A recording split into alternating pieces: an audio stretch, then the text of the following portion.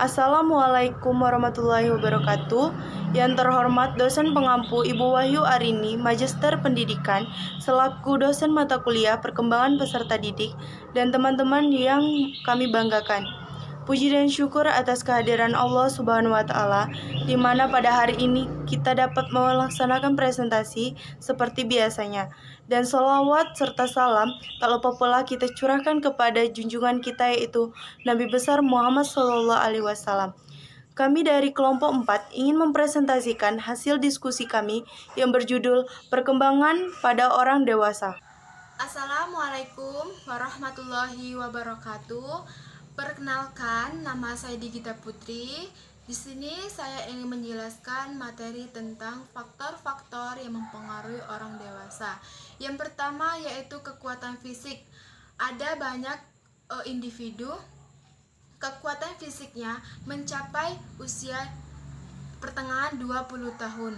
Untuk memelihara kekuatan fisik ini, kita harus mengetahui 6 kebiasaan yang perlu dijaga orang dewasa.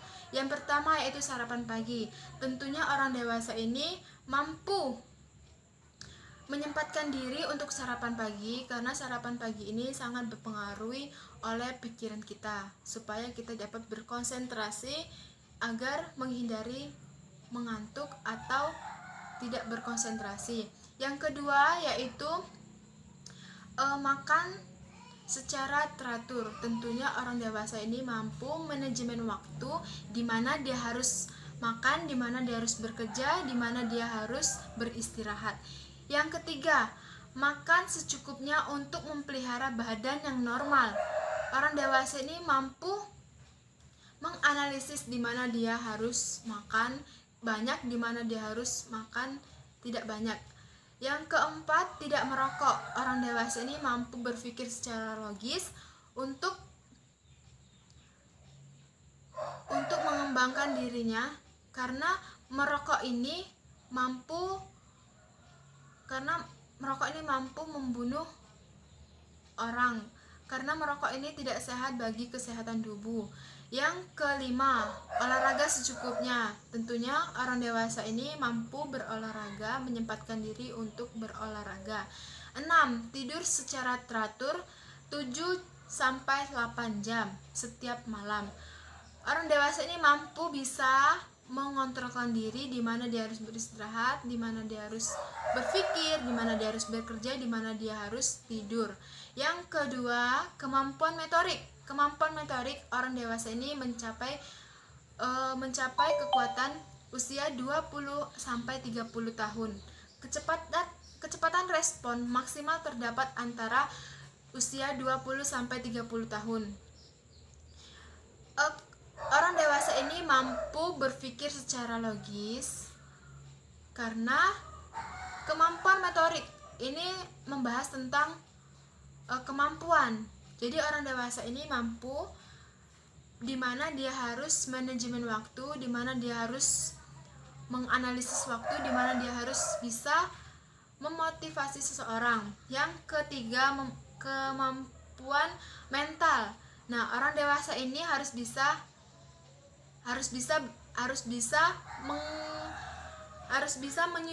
menyesuaikan diri dari situasi baru, memelihara penalaran antagonis dan berpikir secara kreatif. Orang dewasa ini mampu berpikir secara kreatif, karena orang dewasa ini ingin maju, ingin berkembang dalam berpikir, supaya bisa melatih dirinya. Yang keempat, motivasi untuk berkembang. Hal ini memotivasi bagi orang dewasa untuk berkembang dengan orang dewasa lainnya, karena motivasi berkembang ini sangat berpengaruh oleh orang dewasa, sebab di mana dia harus bisa memotivasi seseorang, agar ilmunya ini bisa mengalir, bisa menjadi pedoman bagi seseorang lainnya. Yang kelima, model peran. model peran. Orang dewasa yang berinteraksi dengan orang lainnya mempunyai model peran untuk diteladani. Karena interaksi dengan orang dewasa lainnya mampu memotivasi untuk mencontohkan perilaku sesuai dengan ketentuan.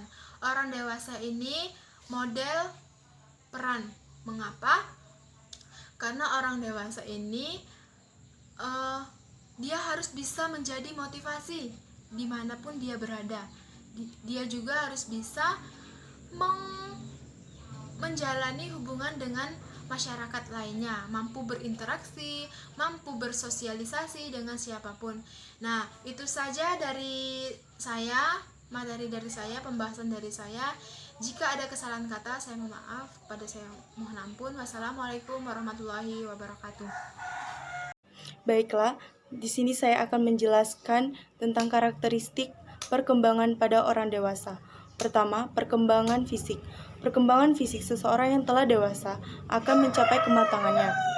Misalnya, tinggi badan seseorang akan naik sekitar 2-3 cm dan berat badan seseorang akan bertambah secara tidak berurutan atau beraturan sesuai dengan kebiasaan hidup mereka. Mereka tidak lagi dianggap sebagai remaja ataupun remaja tanggung, melainkan mereka dianggap sebagai orang dewasa pada umumnya yang siap melaksanakan tugas-tugas mereka, misalnya bekerja, menikah, dan mempunyai anak. 2. Perkembangan intelektual, di mana seseorang yang telah dewasa, mereka mempunyai keinginan untuk mengaktualisasikan ide-ide pemikiran mereka yang telah dimatangkan selama mereka menempuh pendidikan tinggi. Misalnya, mereka mampu untuk memecahkan masalah secara sistematis dan mengembangkan inisiatif serta kreatif mereka.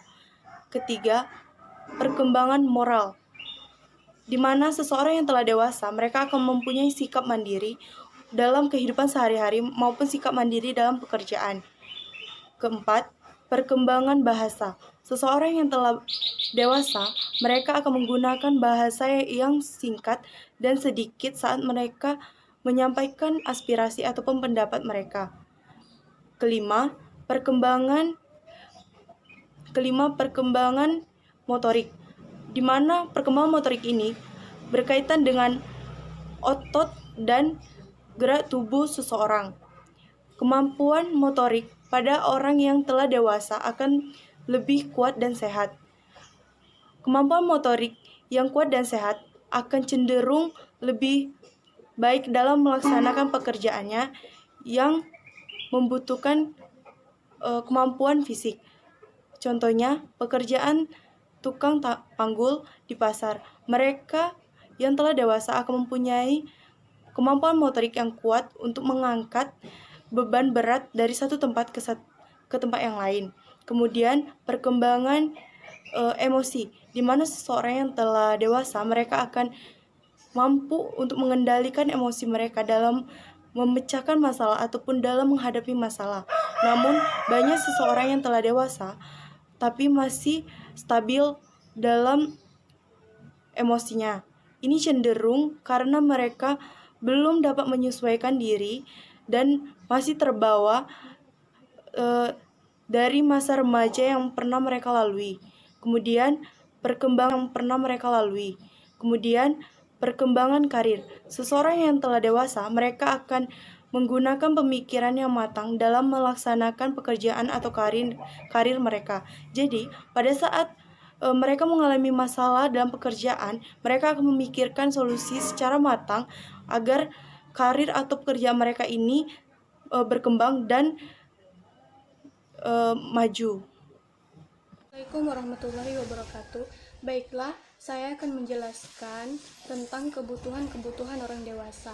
Di sini kebutuhan-kebutuhan orang dewasa, pertanyaan ini cukup mendasarkan untuk dikaji melalui teori tentang kebutuhan. Pertanyaan itu kemudian memunculkan jawaban dengan adanya biologis dan teori sosiologis. Teori biologis adalah teori yang menyangkut proses biologis, lebih menekankan pada mekanisme pembawa biologis seperti insting. insting, dan kebutuhan-kebutuhan biologis. Sedangkan teori sosiologis adalah suatu teori yang lebih menekankan pada pengaruh kebudayaan atau kehidupan masyarakat. Hal ini menunjukkan bahwa orang dewasa melakukan aktivitas karena didorong oleh adanya faktor-faktor biologis serta adanya pengaruh perkembangan budaya manusia. 1. Biologis. Manusia sebagai makhluk hidup dari semenjak bayi hingga dewasa mempunyai kebutuhan yang harus dipenuhi. Salah satunya adalah kebutuhan biologis yang terdiri dari oksigen yang dibutuhkan untuk proses respirasi, cairan istirahat dan tidur, melakukan aktivitas, pakaian, tempat berlindung, bereproduksi, dan mempunyai suhu tubuh. Namun pada manusia dewasa, dalam kebutuhan biologis yakni reproduksi atau kebutuhan seks adalah cara dari mempertahankan diri yang dilakukan oleh semua bentuk kehidupan. Kedua, yaitu sosial. Kebutuhan sosial meliputi kebutuhan rasa memiliki dan rasa kasih sayang, termasuk kebutuhan berteman dan bersahabat, kehidupan keluarga, hubungan yang akrab dengan orang lain, memperoleh tempat yang baik dalam kelompok yang dipilih, dan untuk disayangi dan menyayangi terhadap orang lain. Ketika masa dewasa awal seorang merasa bahwa kedua jenis kebutuhan di atas terpenuhi, maka akan mulai timbul kebutuhan akan rasa kasih sayang dan rasa memiliki. Bentuk kebutuhan ini menurut Gwynfor terdiri dari 1. Pujian dan hinaan. Pujian merangsang manusia untuk mengejar prestasi dan kedudukan yang terpuji, sedangkan hinaan menyadari manusia dari kekeliruan dan pelanggaran terhadap etika sosial. Kedua, kekuasaan dan mengalah. Kebutuhan kekuasaan dan mengalah ini tercermin dari adanya perjuangan manusia yang tak ada hentinya dalam kehidupan. Ketiga, pergaulan. Kebutuhan manusia mendorong manusia untuk bergaul sebagai makhluk yang berorganisasi. Keempat, imitasi dan simpati. Kebutuhan manusia dalam pergaulannya yang tercermin dalam bentuk meniru dan mengadakan respon emosional. 5. Perhatian. Kebutuhan akan perhatian merupakan satu-satunya kebutuhan sosial yang terdapat pada setiap individu. Dan ada beberapa aspek kebutuhan orang dewasa, yaitu pertama, kebutuhan berprestasi, mengacu pada dorongan untuk mencapai hasil sebaik mungkin. Yang kedua, kebutuhan rasa hormat, mengacu pada dorongan untuk mendapat pengaruh dari orang lain. Ketiga, kebutuhan keteraturan, mengacu pada dorongan untuk melakukan pekerjaan secara teratur dan disiplin. Keempat, kebutuhan memperlihatkan diri, mengacu pada dorongan untuk memperlihatkan diri agar menjadi pusat perhatian orang. Kelima, kebutuhan otonomi, mengacu pada dorongan untuk menyatakan kebebasan diri dalam berbuat atau menyatakan apapun. 6. Kebutuhan afiliasi, mengacu pada dorongan untuk setia kawan. 7. Kebutuhan intrasepsi, mengacu pada dorongan untuk menganalisis motif dan perasaan diri. 8. Kebutuhan perlindungan, mengacu pada dorongan untuk memperoleh bantuan orang lain apabila dapat berkesulitan. Baiklah, mungkin itu saja yang dapat saya jelaskan. Kurang dan lebihnya saya mohon maaf. Saya akhiri. Wassalamualaikum warahmatullahi wabarakatuh. Assalamualaikum warahmatullahi wabarakatuh. Saya Faizal Nudodo. Saya akan menjelaskan perbedaan individual masa dewasa. Baiklah, yang pertama yaitu minat. Minat di sini terbagi menjadi 3, yaitu minat yang pertama, minat pribadi, minat rekreasi, dan minat sosial. Yang pertama yaitu minat pribadi. Minat pribadi ini dimana ketika seseorang menyadari bahwa ada perubahan dari fisiknya. Di sini yang seperti ditandai pada berikut ini. Yang pertama yaitu ditandai dengan simbol kedewasaan. Ketika seseorang dewasa, dia akan menyadari bahwa berpenampilan yang sempurna itu sangat penting.